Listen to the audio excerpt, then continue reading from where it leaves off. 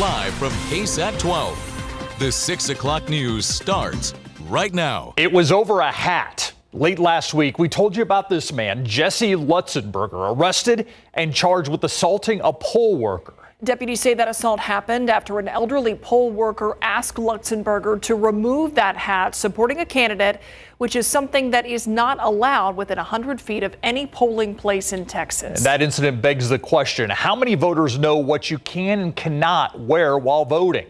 Our Courtney Friedman went to a Bexar County polling location to find out.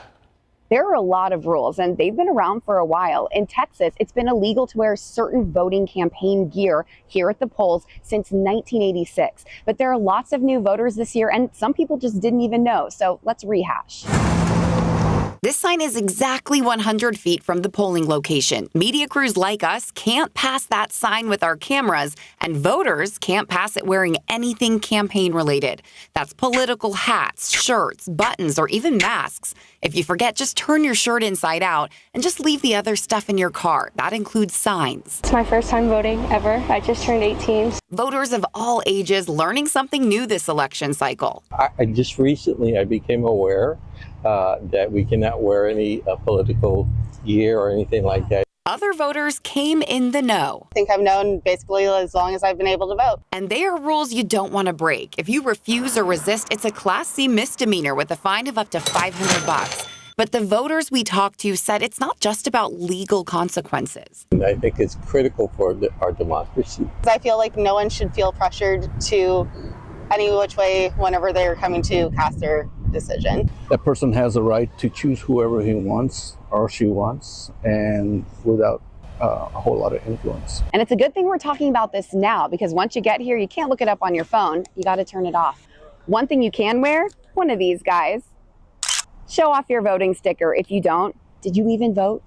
Courtney Friedman, KSAT 12 News.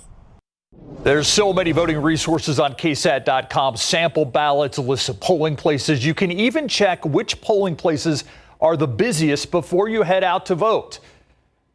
All of this under our Vote 2024 page. Scan the QR code on your screen to stay in the loop on all things election related between now and a week from tomorrow. The verdict is in. Jordan Eaton found guilty of murder in the case of Valentin Gonzalez. The jury found Eaton shot and killed Gonzalez after his wife bent down to pet Eaton's dog back in 2021. 21-year-old Eaton told the jury on the day of the shooting he told Gonzalez to not pet the dog before getting into an argument, which eventually led to a struggle over that gun. We, the jury, find the defendant, Jordan Eaton, guilty of the offense of murder as charged in count 1 of the indictment and as instructed in count. Eaton could face up to life in prison. The punishment phase of that trial begins tomorrow.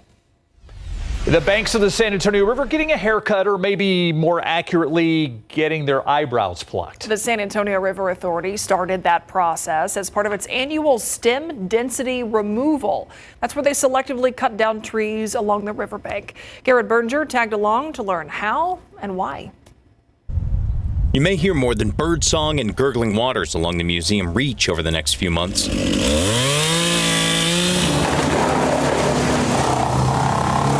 The San Antonio River Authority is removing trees along 3 chunks of the river, so that in case of a flood, enough water can still get downstream. If you were to leave this in place as it exists naturally, it would start to hold that water back, and we'd be above that 100-year floodplain mark. Some of these homes that are maybe outside the floodplain, we could put those in the floodplain. 22,000 trees and shrubs were planted along the Mission Reach in an effort to restore the habitat. But Sarah tackles different sections every year to remove what it calls volunteers. Those are trees that sprouted up on their own. That includes non-native trees like this chinaberry, or even native ones that have grown too dense.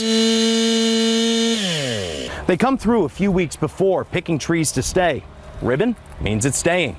No ribbon, like this guy over here, means it's gone. Their engineering department runs a model to determine how many trees can stay and still handle the flooding.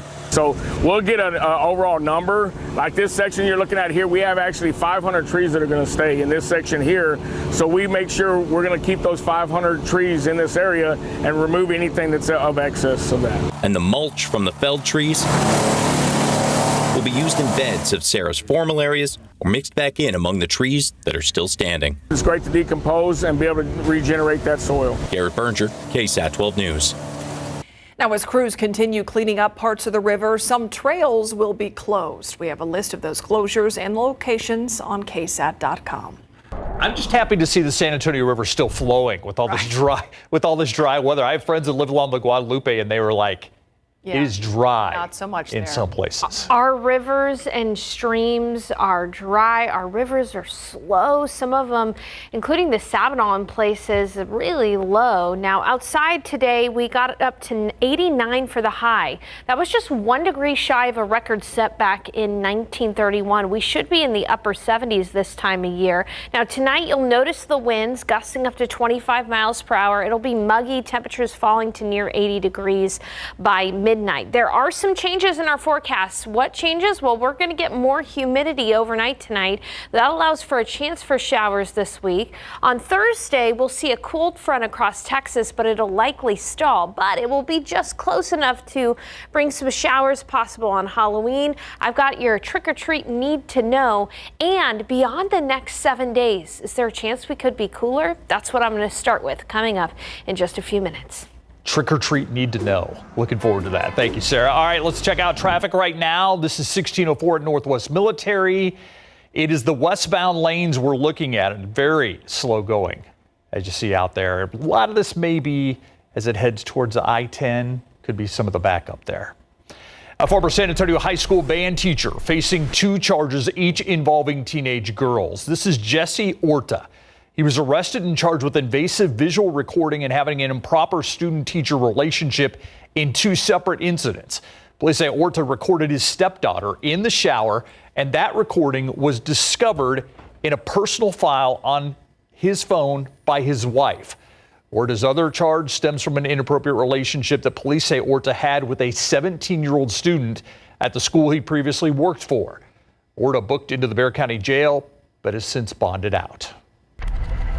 The city of New Braunfels is trying to figure out how and when to undo some damage to a piece of history. A World War I statue in New Braunfels' main plaza was knocked right off its pedestal. Police say a driver told them that he was swerving to avoid a deer when he lost control of his car late last night and hit that statue. People passing by this morning were surprised to see the empty space where the statue once stood. It's just one of those things, and I don't know how you can stop it. We can't fence off the plaza. Police say although the driver, 32-year-old Jesse Cudney, called this an accident, they believe he was intoxicated. He was arrested on a DWI charge. A city spokesman was not able to offer a timeline yet for repairs to that statue. Stabbed, attacked, even killed. That's just some of the violence that we found Bexar County educators have endured at the hands of students. Our KSAT Investigates team has been looking into this growing problem for months. The widow of educator Alfred Jimenez tells our Daniela Ibarra she believes her husband's life could have been saved.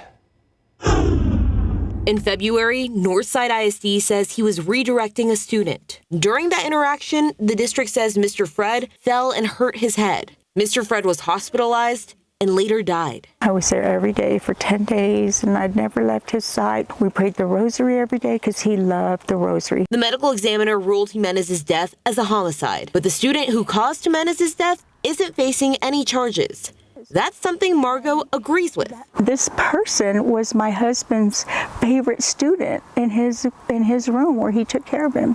He loved him to pieces. I would never blame this student, never. She says the blame lies with decision makers. He never should have been murdered like he was at school. He was shoved, pushed, whatever you want to call it. He's dead now because the school districts and the state won't do anything. I don't care what it takes. Something has to be done. KSAT Investigates Daniela Ibarra spent months combing through data. Tomorrow on the Night Beat, the disturbing trend she's uncovered.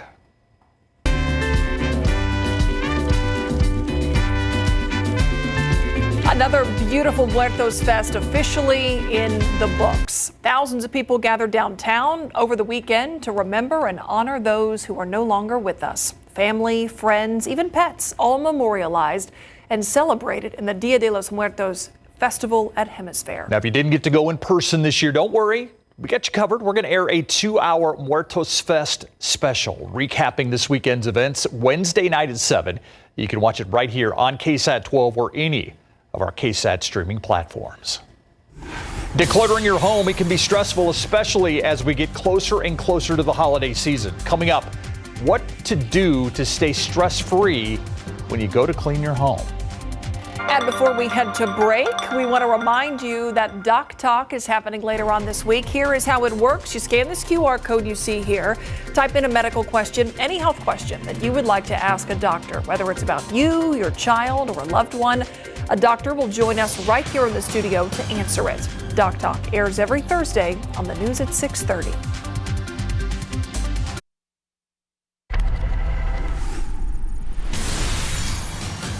A mom of a 4-year-old has been missing for 3 months. Her loved ones are now posting a $3,000 reward and flyers all around town. Tonight, we sit down with her loved ones and hear what SAPD has to say about her case. Amid a record-breaking number of hot days this year and ahead of winter, CPS Energy is holding a public meeting where customers can express any concerns they have with the utility company. The changes these people want to see coming up tonight on the Night Beat.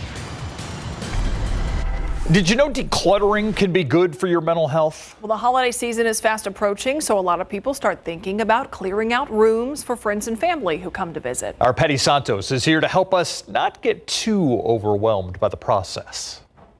I love to organize. Michelle McKenna is a professional organizer. She's been helping busy families clean out garages, closets, and entire houses. And it's easier to work with somebody than to do it by yourself. Her first tip is start with a small weekend project. Don't get overwhelmed. If you're stressed, just start small. That's the biggest pointer I have. Then make a pile of heaps, donations, and throwaway.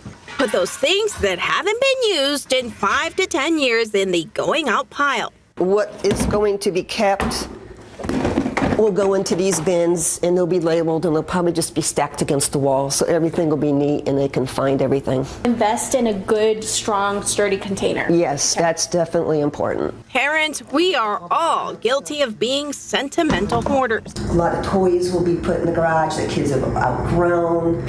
A lot of sports equipment, of course, is in the garage. And a simple strategy is hanging things to clear the floors. Once your space is all cleared, be mindful of what you bring back in. Rule of thumb is if you buy 2 new things, maybe get rid of 2 things. Patty Santos, KSAT 12 News. That's easier said than done. Yes. And you know what, Sarah Spivey, you ask a good question during that packet. Yeah, like, what if, I hope he's not watching right now. What if you and your partner just don't agree on what to throw out or what not to throw out, and then you just... This is not an uncommon situation, Sarah. And then See, you just... I have found in my experience that the wife eventually wins. And I have one way or the other. That, and that is I agree as well. So I think, we've come up with the standard right there. Mm-hmm. Wife is right. I'm shocked that's the standard you guys have come up with. After years of research, can confirm this is the correct choice. Absolutely. Our October, though, has Where's been... Caskey? I guess, Sarah, thank you for I picked a good day to be filling in for him. Yeah. Not standard is how hot it's been this October. In fact, we are on track to see the hottest October on record for San Antonio, and records date back to the 1880s. Here's how the month is stacked together. We really have only had 2 days where the temperature was cooler than average. The fall weather, it tried to be here, but it's been warm. Today, we reached a high temperature of 89, 1 degree shy of a record. So when will the heat end? As we take a look over the next several days, this is what we are watching, okay? This is beyond the next 7 days, but you can see there's a clear temperature drop or potential for a temperature drop in the middle of next week during the first full week of November. This is what we're watching. Right now, there does appear to be a cool front that will be approaching the area next Tuesday and Wednesday. Even though we're just forecasting close to average in the upper 70s, it is entirely possible that if trends continue, temperatures could be even cooler, maybe some 60s possible for the high. We'll keep you posted. That is what we're watching. Of course, we're also wanting to keep you posted when it comes to your Halloween forecast. Remember last year, we were at 61 degrees for the high temperature last year. It was kind of chilly for Halloween.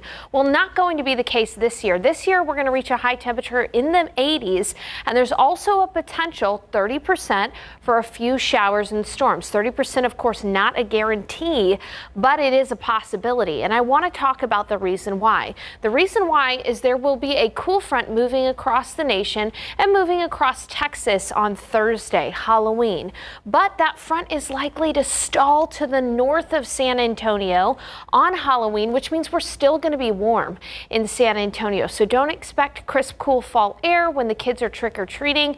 That stalled front will also pop up a few showers and storms around south central Texas. Now, whether it hits your backyard, that's that 30% chance on Thursday and Friday. As for trick-or-treating, here's your trick-or-treat need to know, all right? The sunset, 6:48. That's important to remember. As far as temperatures go, it will probably still be warm and humid, which means you don't need the jacket for the kids. As far as rain chances, this is our wild card, okay? There's a small chance for a shower and storm at the time of trick-or-treating.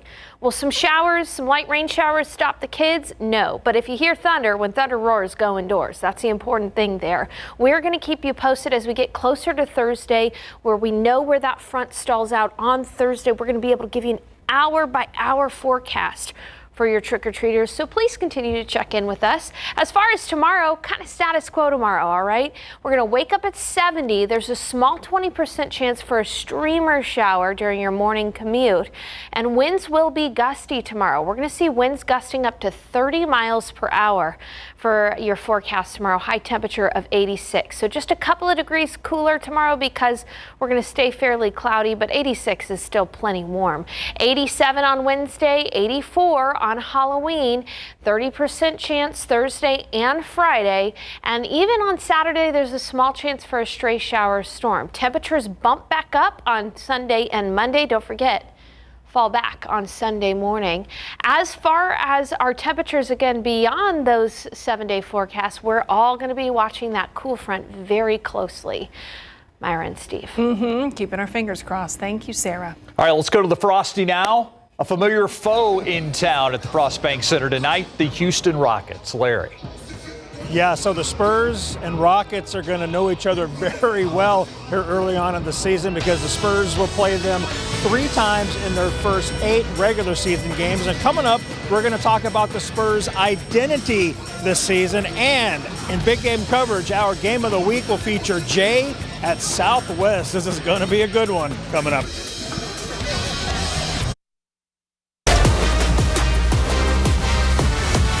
Good evening, everybody, and welcome live to the Frost Bank Center, where tonight the Spurs will close out their quick 2-game homestand with the Houston Rockets, and then the Spurs will hit the road for back-to-back games later this week. So the Spurs are 1-1 so far on this young season. They lost to the Mavs 120-109 in their season opener, and they rebounded by beating the Rockets 109-106 Saturday night right here at the Frost Bank Center. Wemby led the Spurs at 29 points in 30 minutes. Jeremy Sohan had 17 points and 12 rebounds, and rookie Stephon Castle scored 8 off the bench. This morning, at shoot-around, Castle and Harrison Barnes were asked about the Spurs' team identity.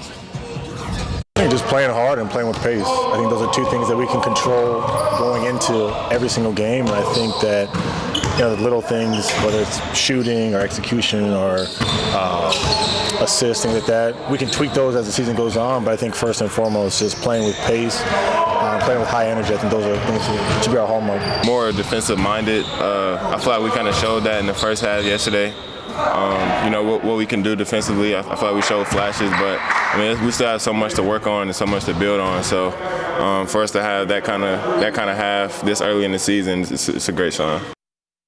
The Spurs and Rockets will hoop tonight at 7. We'll have highlights on the night beat. Devin Vassell is out, and Trey Jones is also out with a right ankle sprain.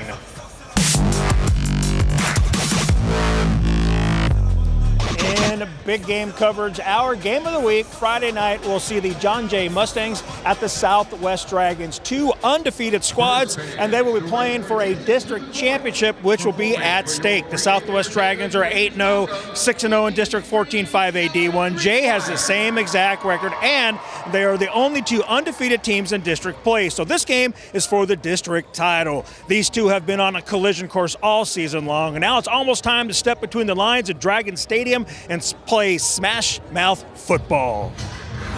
They're a great physical team. We've been watching film, and they're a lot like us in that aspect, and we're just really excited to play a team that shows speed and shows physicality just like us, so it should be a good game. Oh yeah, they made a big run last year, so coming down to 5A, had a big chip on their shoulders, so we just have to come out for a district championship, play good, execute, and have a good practice this week. Leading up to it, we are just prepared. We are ready. These stands are going to be packed. Both teams, I'd say, are ready. They've been looking forward to us as well, and that's what we're ready for, is just to play them. Everybody wants to get gold footballs, and get in the trophy case, and knowing that the end result of this game is going to directly result in you getting a gold ball, there's a little bit of extra motivation to win this game. And, in the past, when we played Southside, I felt personally that was a district championship, but it was in week 4. So, heads off to, thank God that both of us are really good. Both of us are really good this late in the season. The way the district schedule fell, we were able to play it this late. So it kind of adds up to the whole hype of it all. It sure does add up to the hype. So Jay at Southwest is our game of the week, Friday night at 7:30. We plan to stop by Jay's practice tomorrow afternoon. And that is it from the Frostbank Center. We're about 40 minutes away from tip-off between the Spurs and Rockets. Back to you guys in the studio. And we're hoping for a win streak. Let's stay let's stay undefeated at the Frosty. How about that? Absolutely. All right, thank you, Larry. Coming up next, it is not just big names on the ballot for this election. There are also some proposed changes to the San Antonio City Charter. We're going to dive into a big one when we come back. It is not just elected officials on the ballot for the November 5th election. There are some big changes proposed for the San Antonio City Charter. Today, we're going to talk about Prop C. We are joined now by the president of the San Antonio Firefighters Association, Joe Jones. Thanks for being here. No, thank you for having me. Absolutely. Okay, so Prop C, this would repeal what have been term limits and a cap on pay for the San Antonio City Manager. It's something the Firefighters Association was involved in years ago in creating, but it's not something you support getting rid of now. Why is that? Well, what we found was, so San Antonio being a strong manager form of government, we've witnessed as previous city managers have been able to kind of leverage our elected officials, right? Whether it's through funding or programs or however, whatever mechanism we've seen that happen in, and providing term limits and salary boundaries kind of provides, a pathway to kind of equal out that influence, that power. I don't know if it's good to have an all-powerful person in government at any level, right?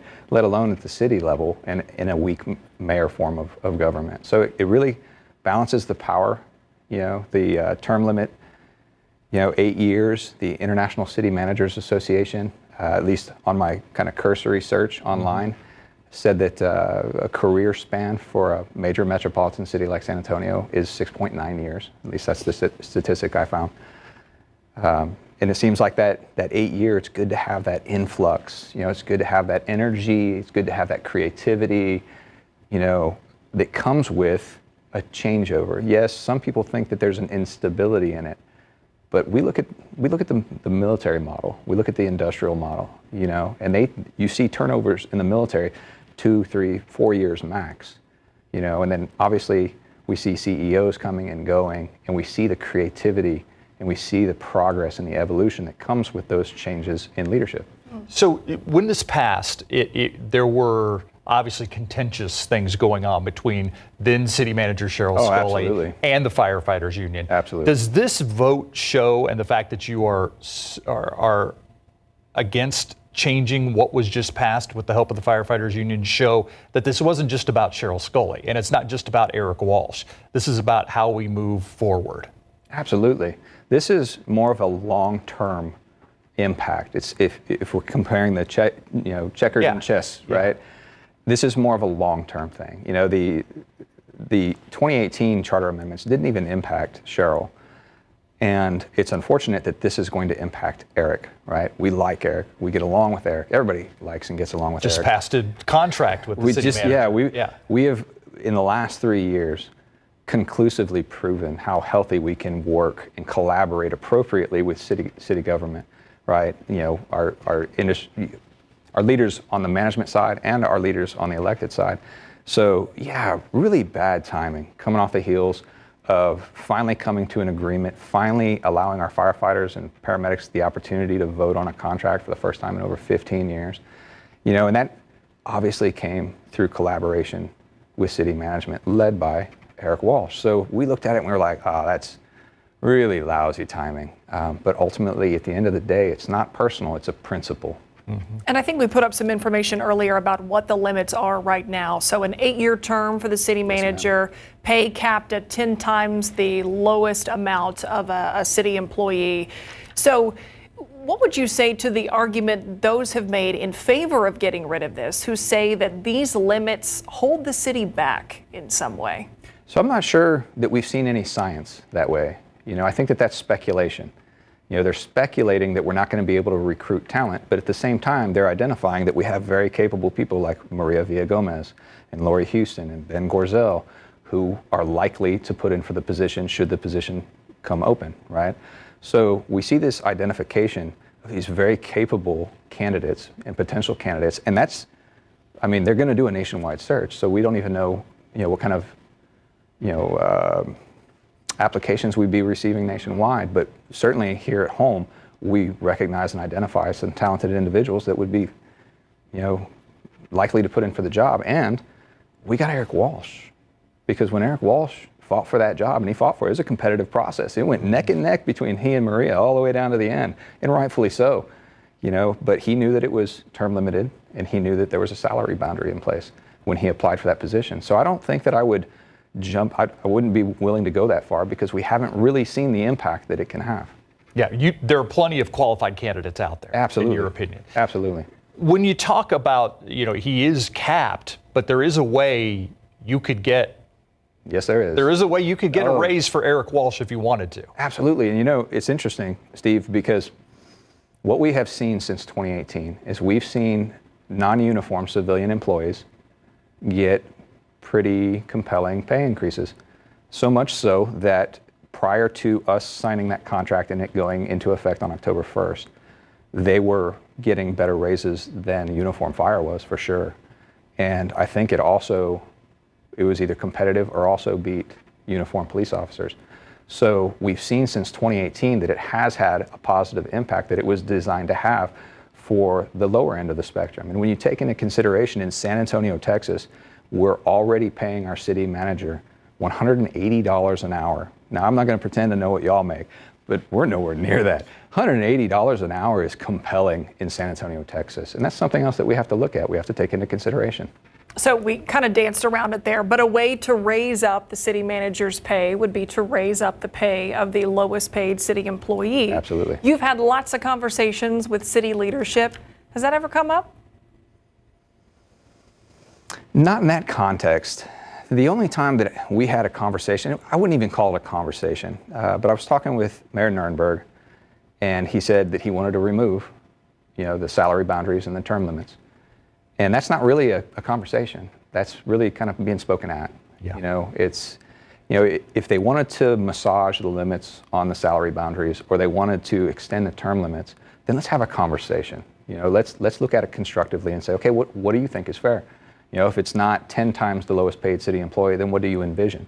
Because I think we did some quick math, and if it was 15 times the lowest paid city employee, that puts it at like between $500,000 and $600,000 a year. You know, so there would have been ways to kind of potentially massage it and improve it so that everybody could have been content. But instead, it was just kind of dictated to us, hey, we're going to go after this. In our community, this question was asked and answered in 2018, when over 59% of San Antonio voted in favor of term limits and salary boundaries. Yeah, it's interesting to me. I mean, this was just 6 years ago. I mean, this is something that just passed, and you're already trying to get rid of it.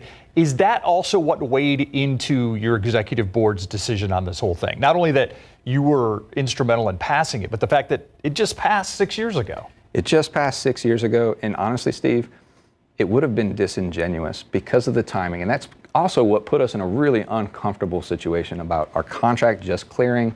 That was important. Thank goodness it's done. There were some contentious moments in there. But to go straight into this, what would have been the perception, and would have our community have, oh, wow. I can tell you, firefighter and paramedics integrity is not for sale. And there was never a, this for that. That was never even entered into our mind. We were laser focused on the contract, and we came out of the contract and, we were hoping to be able to catch our breath. And then we springboard right into Prop C and what's going on with Prop C. And we really had to ask ourselves, do we really believe in the voters of San Antonio's decision so much that we're willing to go to bat for them again and make sure that their vote from just 6 years ago is defended? Mm-hmm. And a lot's happened in 6 years, of course, especially since 2018. But Absolutely. We talked about this a little bit earlier. It is a much different climate between the Firefighters Association and city management than it was 6 years ago. This is not coming from that same place. No, not at all. No, it's night and day. It's insanely complete opposite ends of the spectrum. Yeah. We have a very healthy working relationship with the city. We maintain that to today, and hopefully on through. Just my interactions and my knowledge, I've always had a healthy working relationship with Eric. I think very highly of him. I know him to be a professional. I don't think that he takes this personally. I haven't had the conversation. It's not personal. It is strictly a principle. And as an individual, I can tell you that I feel, and our firefighters felt, that it was unfortunate that it potentially impacts him. Well, and the timing wasn't something you wanted either. No, like you talked about your not. conversation with the mayor, it all plays out. It could have been done better. It could have been healthier. It could have been a more inclusive process with more stakeholders involved. When you take into consideration that we were the original architects of the whole movement, and I think that we're unique in that. I can't think of any city in the nation who has been able to balance the power in a strong manager form of government to enable their elected officials to actually represent the constituents the way we have here in San Antonio, Texas. And that's because this question was asked and answered in 2018 when voters approved it by over 59%. Joe, we appreciate your time. No, thank you so much for having me. It's great to finally meet you all. I told you I wasn't going to go fanboy on you. No, you know what? We've seen you on TV a lot. Have you? Well, to be fair, if fire stations across, you can walk right over here to Forest. Fire stations across our fleet, you'll see you guys on TV that's why I say I feel like I know y'all. Thank you, Joe. I appreciate you for having me. By the way, we're going to have Gordon Hartman on tomorrow, who is in favor of Prop talk about C. the other side, so we're going to get the balance on both sides. Appreciate your time, Joe. Thank you. Yeah, nice to meet you. We'll be right back. Look outside with live cam this evening. We're waiting for that little number in the corner to drop lower, Sarah. You need a break. It'd be great if it could be opposite, right? 78. That'd be nice. Wouldn't that be good? You make that happen? How about first week of November? Okay. It's possible. We'll take it. All right, winds are gusting, though, from the southeast at about 20 miles per hour. That's bringing in some humidity, which is going to allow for us to see small rain chances in the coming days. Halloween extremes. Our warmest was 89 degrees. Our coldest was 27. Our rainiest, a little bit less than 2 inches of rain. What does this year have in store for us? Details coming up. All right, so we've been talking about it, the fact that we're in a weather rut, that we would like something to happen. As a matter of fact, I'm a little worried that maybe that's why Adam's not here, because he's like sick of talking about the same old weather. Is that true, Sarah? You know what? I'm happy to take over for him tonight because I get to talk about some things happening in our forecast. do have some changes. We do, and we really need some rain at the San Antonio International Airport. If we get rain at the San Antonio International Airport, we'll be able to end this streak. But for now, 53 days. That's the third longest streak ever without rain at the San Antonio International Airport. Our longest stretch was 63 days back in 1993, so this is no joke. October is usually a healthy month for us rain-wise, and we have only seen a trace of rainfall. But here's a look at rain chances in the coming days. You can see even tomorrow we have a small chance for an isolated shower. Our rain chances peak on Thursday and Friday at 30%. So again, not a guarantee. And if the rain misses the airport, we'll continue that 53+ day streak there without rain. But at least we have the chance for a few showers and storms both Thursday and Friday. And here's the reason why. We got a cool front across the Pacific Northwest. This is going to sweep across the nation, moving across North Texas by Thursday. Now, I hate to say this, but the latest forecasting trends do not have this front moving through San Antonio. They have the front stalling just north of San Antonio. So that means we're not going to enjoy any crisp, cool fall air from this front. Take a look at Halloween forecast highs in Abilene and Dallas, 70 degrees on Thursday. We're likely going to stay in the 80s, so it will stay warm on Halloween. However, with that front nearby, we're going to have a few showers and storms out there. Generally across all of south central Texas, there's a 30% chance for you to see rain in your backyard on Thursday and Friday. So when we're talking about Halloween, during the day, there's that 30% chance for a few showers or storms. It's still going to be warm and it's still going to be muggy. But what about trick-or-treating? Again, warm. But the wild card is, will there be a stray storm? I gotta say, it's a possibility, and it's something that we want to keep you posted on, but it's not a likelihood at the moment. That's why it's a wild card. So we'll keep you updated on Thursday's forecast. Outside right now, it's a beautiful sunset. If you got sunset pictures, send them into KSAT Connect. I'd love to be able to show them later on tonight on the Night Beat. 87 degrees in San Antonio, but winds are kind of gusty. We're seeing a few wind gusts of up to about 20 to 30 miles per hour from the south.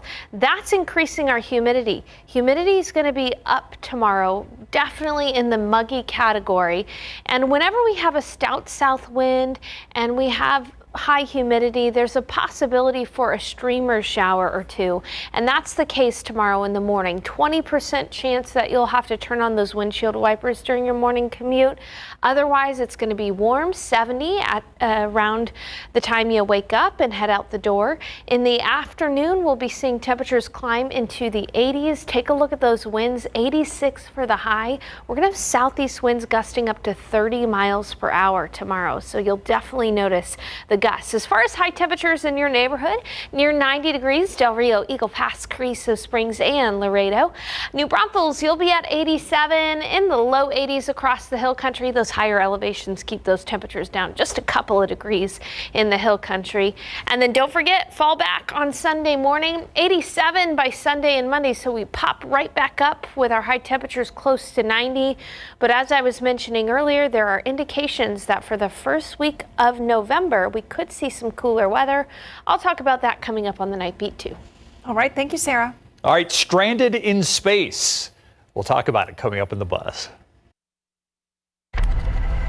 To the Buzz now, and being stranded in space isn't stopping astronaut Sunita Williams from celebrating Diwali. She and fellow American astronaut Butch Wilmore, they've been stuck on the International Space Station for months because of issues with the spacecraft. Yeah, she's a practicing Hindu and sent a message to the Diwali celebration at the White House today. She says she is proud of her Indian heritage and wants to take part in the Indian Festival of Lights from outer space. Williams and Wilmore are supposed to get back to Earth sometime early next year. This is one of the wildest stories to me. It really they are is. Stuck in space. All right, a letter from legendary poet Edgar Allan Poe, now on display in Richmond, Virginia, just in time for Halloween. Written way back in 1839, near the end of Poe's career. Now, the recipient was another literary legend, Washington Irving, who penned the legend of Sleepy Hollow about the Headless Horseman. Well, Poe wrote Irving asking for advice on how to advertise his first collection of short stories. That's pretty cool. Yeah, ask from an expert, right? Yeah, exactly. We'll be right back. All right, 70 in the morning tomorrow. There's a 20% chance for a few streamer showers. It's been a while since I've been able to put any chance for rain on the forecast, even though it's only 20%. 80 at noon, 86 for the high, and it is going to be breezy, gusts up to 30 miles per hour. As for Thursday, trick or treat need to know, sun sets at 6:48. It'll be likely warm and humid, near 80 degrees, with the off chance for a shower or storm during trick-or-treating. Of course, we're going to keep you updated. High temperatures will briefly come down into the low 80s before ramping back up for the first few days of November. But beyond Monday, there's a decent chance we'll see a real deal cool front for the first week of November, guys. About time. That would be awesome. It really would. I'm ready to see highs in the 60s. For sure. Thanks for watching. See you after the football game.